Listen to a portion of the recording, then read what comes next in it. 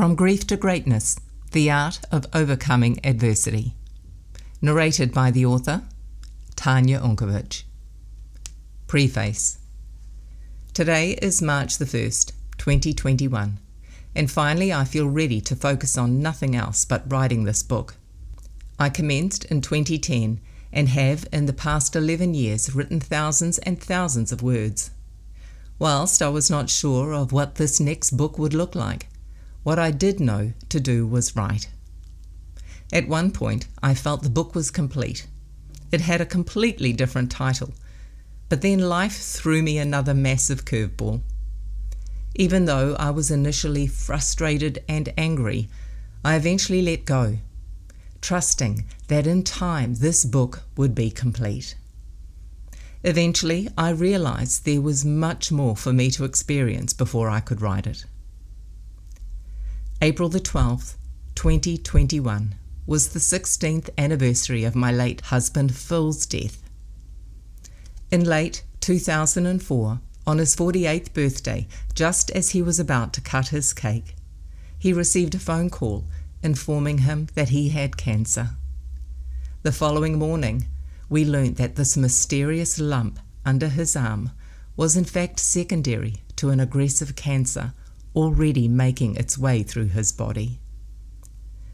The story of Phil's diagnosis, passing, and the 12 months that followed was documented in my first book, Unplanned Journey, A Triumph in Life and Death. Phil had a deep desire to write a book about his journey with cancer, and in fact, it was his hope to write about his recovery as well. This was not meant to be, and within weeks of his passing, I knew I needed to write the book for him, and for me.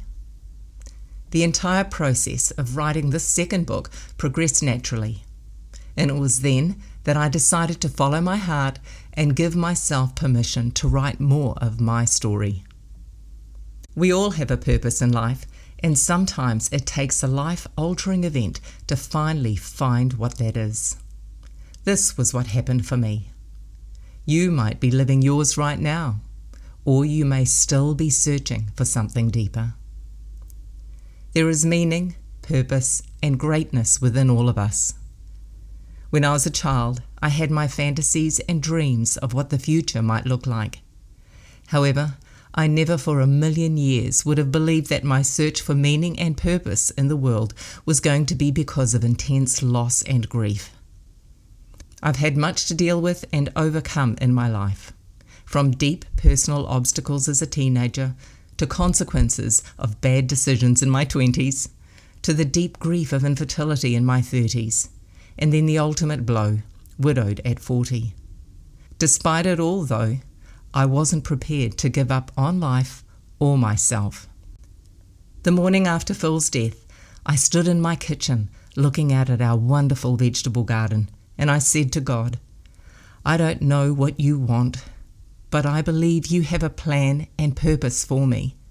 Soon, I know I will understand the meaning of all that has happened. I knew I was here on this earth for a reason. I just needed to take one day at a time and do whatever was placed in front of me to ultimately fulfill my purpose. One thing I knew for sure was that no matter what, I was determined to see it through. So I wrote this book about my journey from grief to greatness. In it, I share with you the many stories of my life, not only since Phil's death, but even before that. I dug deep to overcome the deep personal pain I carried for many years in my life. Now I share with you how I healed, and yet how during the difficult decades of my life, I had to revisit these same issues. I share with you how my life completely changed when at 40, I had to revisit the whole lot again, even the things I thought I had dealt with and put to rest. Grief brought the whole lot back. I share with you also how I triumphed and made the decision to dig deep within myself.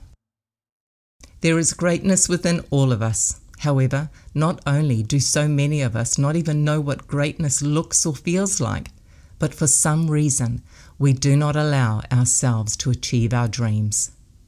We allow life to take over. we drown in heartache, and we give up on ourselves. We believe that it can happen for others, but not for ourselves. The saddest part of all is we do not believe we are worthy of greatness. Everything in my life came about because of a decision. Some were good and some were poor.